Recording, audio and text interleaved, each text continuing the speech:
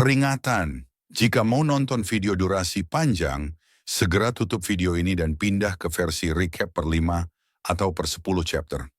Jika belum ada video versi recap terbaru, tunggu aja sampai angka chapternya mencapai syarat recap. Itu aja, terima kasih.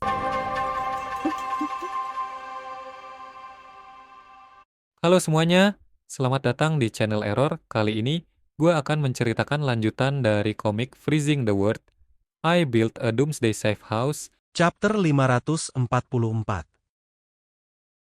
Scene diawali di kota Blizzard, tepatnya di ruang pertemuan kecil di mana wilayah Jiangnan melakukan pertemuan ini untuk membahas misi untuk memusnahkan para Ronin Eclipse Moon kedua. Karena pada misi pemusnah pertama, semua tim yang mereka kirim sudah dimusnahkan. Tepat jam 9, sesuai janji, kali ini Zhu Zheng dan para bawahannya datang tepat waktu, tidak seperti pertemuan sebelumnya. Setelah masuk ke dalam ruang pertemuan, Zhu Zheng langsung duduk dan menjelaskan alasan diadakannya pertemuan itu. Hadirin sekalian, aku yakin kalian semua mengerti tujuanku memanggil kalian ke sini hari ini. Beberapa hari yang lalu, barisan depan yang kami kirim ke kota Linhai untuk memusnahkan organisasi Ronin, Eclipse Moon, gagal. Kekalahan ini menjadi peringatan bagi kita. Kekuatan organisasi Ronin yang muncul di kota Linhai kali ini tidak boleh diremehkan. Kalian semua adalah elit di antara para elit. Aku sangat senang kalian bisa hadir di sini. Ucap Zhu Zheng membuka pertemuan. Dia kemudian mengatakan kalau kali ini berencana mengirim pasukan lagi, namun dengan persiapan yang mumpuni. Dan mengirim tim investigasi utama kota Blizzard. Selanjutnya kami akan membentuk pasukan khusus dengan tim Tianshan sebagai kekuatan utama untuk menangani kejadian ini.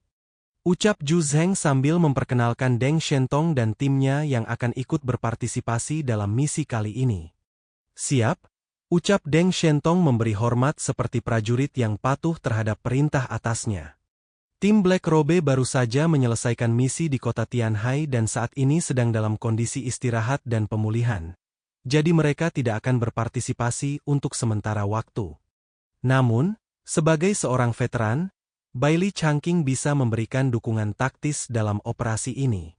Ucap Zhu Zheng lagi menjelaskan kalau dia serius dengan misi kali ini dengan membawa 3 kapten tim investigasi utama kota Blizzard. Siap, ucap Bailey Changqing juga melakukan hal yang sama seperti Deng Shentong sebelumnya. Zhu Zheng kemudian memberitahukan kalau dia akan menunjukkan data dan video pertarungan tim Eclipse Moon pada semua orang jika semua orang itu setuju berpartisipasi dalam misi kali ini. Jika tim kalian tidak berkeberatan dengan rencana ini, selanjutnya aku akan menyampaikan informasi relevan tentang kelompok Eclipse Moon kepada kalian dalam bentuk video.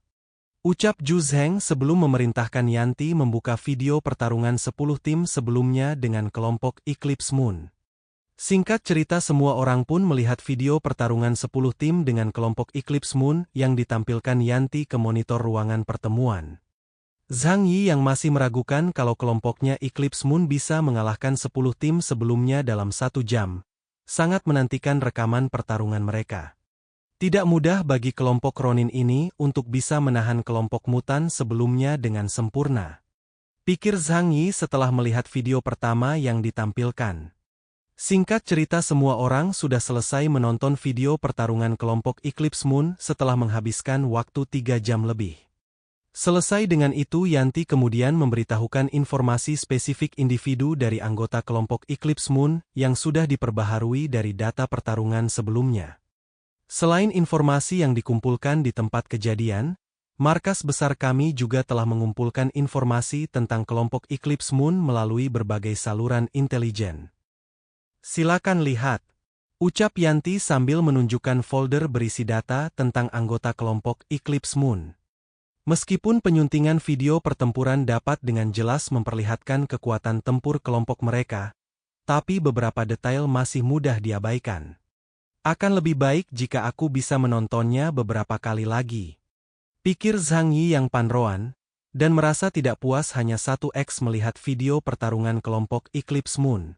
Seakan bisa membaca pikiran, tepat setelah Zhang Yi selesai dengan pikiran parnonya. Yanti menjelaskan kalau wilayah Jiangnan akan mengirimkan semua file itu pada semua orang.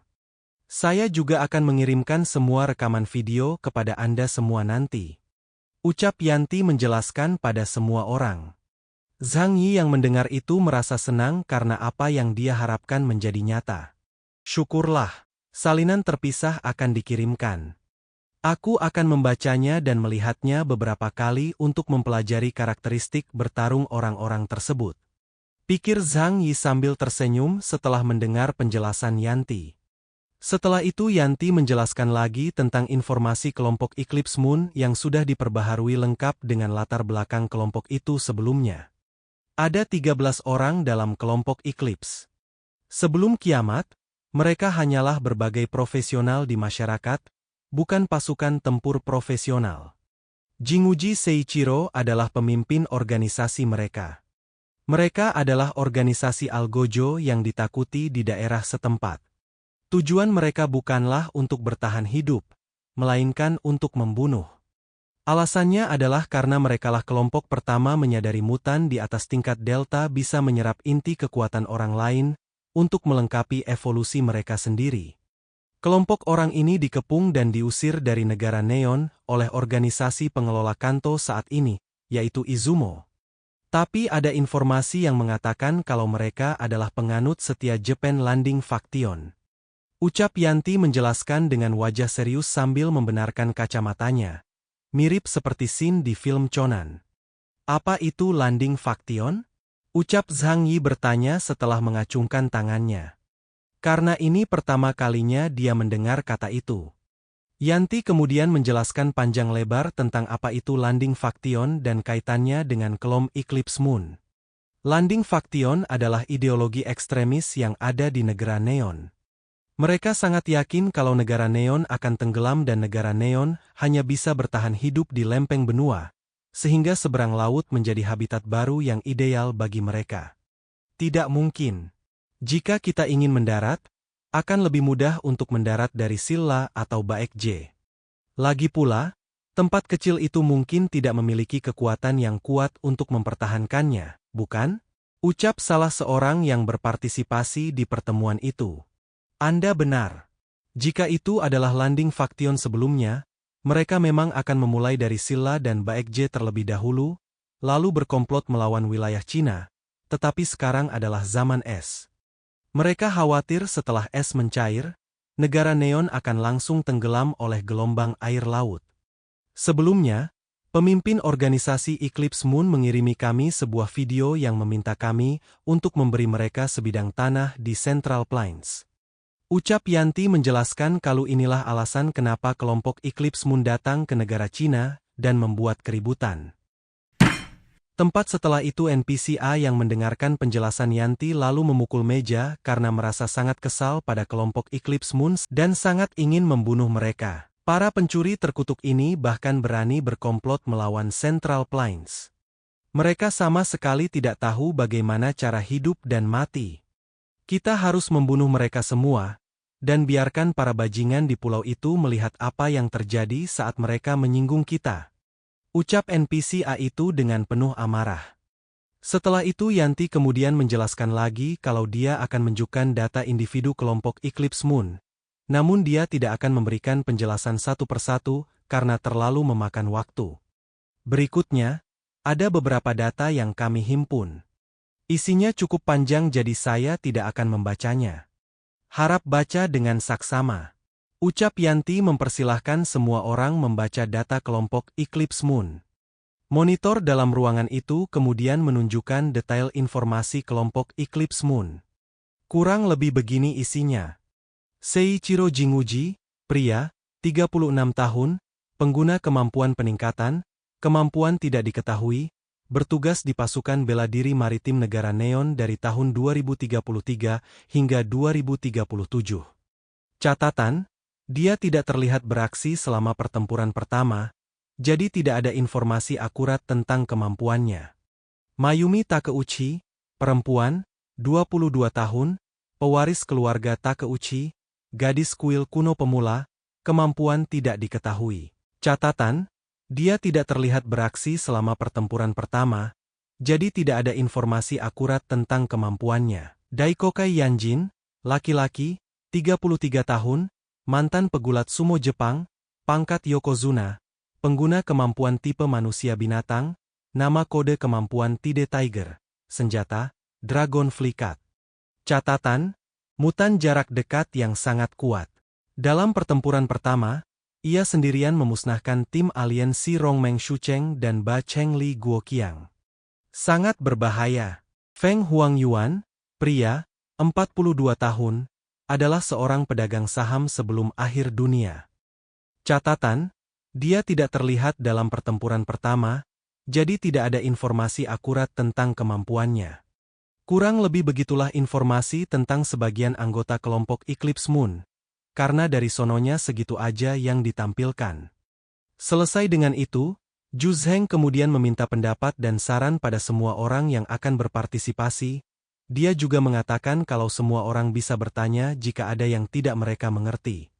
Hadirin sekalian, setelah kalian membaca informasi itu, apakah kalian punya sesuatu untuk disampaikan? Jika kalian punya saran bagus untuk misi selanjutnya, atau jika kalian punya pertanyaan, kalian bisa menyampaikannya sekarang. Lagi pula, dibandingkan dengan prajurit kota Blizzard yang lebih baik dalam pertempuran kelompok, kalian adalah pakar di bidang pertarungan tunggal. Ucap Zhu Zheng melemparkan pertanyaan pada semua orang. Tepat setelah Zhu Zheng mengatakan itu, Chen Xiaolian, yang merupakan pemimpin faksi paling kuat di antara 7 faksi Bacheng, Si Hui dan San Chang mengacungkan tangannya dan bertanya pada Zhu Zheng tentang keanehan yang dia temukan setelah mendengar serta melihat data dan video yang ditampilkan di monitor ruang pertemuan. Sebelumnya, dari video tadi, aku merasakan ada yang tidak beres. Kekuatan rata-rata Ronin itu berada di level Delta. Mereka seharusnya tidak mampu mengalahkan 10 kelompok mutan yang bersenjata lengkap secepat itu. Ucap Chen Xiaolian bertanya pada Zhu Zheng. Zhu Zheng yang berpura-pura tidak mengerti dengan apa yang ditanyakan Chen Xiaolian kemudian bertanya balik pada Chen Xiaolian. Apa yang kau ragukan? Ucap Zhu Zheng balik bertanya. Anda seharusnya mengerti apa yang aku khawatirkan, ucap Chen Xiaolian yang yakin kalau Zhu Zheng paham dengan apa yang dia maksud. Mendengar itu, mau tidak mau Zhu Zheng mengatakan yang sebenarnya dan apa yang dia pikirkan. Aku bisa menjamin kalau tidak seorang pun membocorkan informasi apapun selama pertempuran pertama. Ini bukan hanya kepercayaan pada semua orang di pusat komando wilayah Jiangnan, tapi juga kepercayaan pada sistem pertahanan jaringan kantor pusat. Ucap Zhu Zheng dengan tegas. Jika tidak ada mata-mata, bukankah itu berarti pihak lain memiliki mutan yang mampu memperoleh informasi secara pasti, yang mana itu akan lebih buruk lagi? Ucap Chen Xiaolian yang sangat terkejut dan khawatir setelah mendengar jawaban Zhu Zheng itu. Setelah itu chapter 544 pun berakhir. Kata-kata hari ini adalah anjing, banyak bad text-nya, mataku ngantuk melihatnya, dan jariku keriting mengetiknya. Pantesan chapter sebelumnya dikit teksnya. Rupanya dibom di chapter ini. Jangan lupa klik tombol like dan tinggalkan komentar kalian guys. Jangan biarkan kolom komentar kosong. Kalau kalian punya kritik dan saran, ketikkan di kolom komentar. Itu aja. Adios.